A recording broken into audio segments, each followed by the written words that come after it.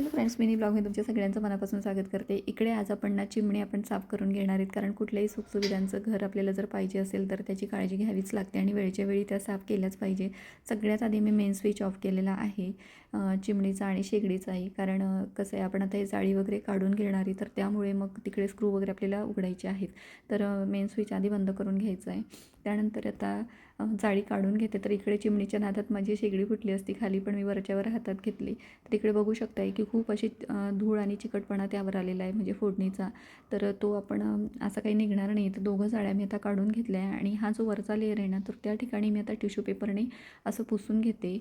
आणि वरती जे पांढऱ्या ज्या प्लेट दिसत आहेत तर त्या ठिकाणी चिमणीचा लाईट आहे आणि चिमणी ऑन झाल्यानंतर त्या ठिकाणी लाईट्स पण ऑन होतो, म्हणजे स्वयंपाक करताना आपल्याला चांगलं सोयीस्कर पडतं. तर उत्तम प्रकारची चिमणी आहे, फेबर कंपनीची आहे माझी आणि आता बरेच दिवस झाले मी वापरते. पण मी आता डीप क्लीन पहिल्यांदाच करते 3 ते 4 महिन्यानंतर. खूप खराब झालेले नाही आहे आणि वाफ पण पटकन उडते. कारण का की त्याची जाळी ही खूप जाड आहे. तर जाड जाळीची आपण कधी पण घ्यायची चिमणी. बारीक जर का घेतली तर वाफ पटकन खेचली जात नाही आणि क्लीन करायला खूप आपल्याला वेळ जातो त्यामध्ये. तर हे बघा, अगदी 10 ते 15 मिनटात क्लीन झालं आहे आणि आता पटकन मी लावून देणार आहे. आपल्याला स्वतःलाही घरच्या घरी क्लीन करता येते, कोणाला बोलवायची गरज नाही आहे. तर या ठिकाणी आता सगळं दोघं साड्या मी लावून देते आणि वरूनसुद्धा क्लीन करून घेणार आहे.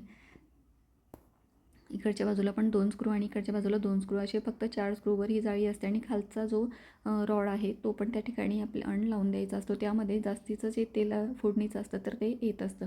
चला, व्हिडिओ कसा वाटला नक्की मला कमेंट्समध्ये सांगा आणि तुम्ही सबस्क्राईब करून जा. भेटूया पुढच्या व्हिडिओत. असेच व्हिडिओ बघत राहा. बाय.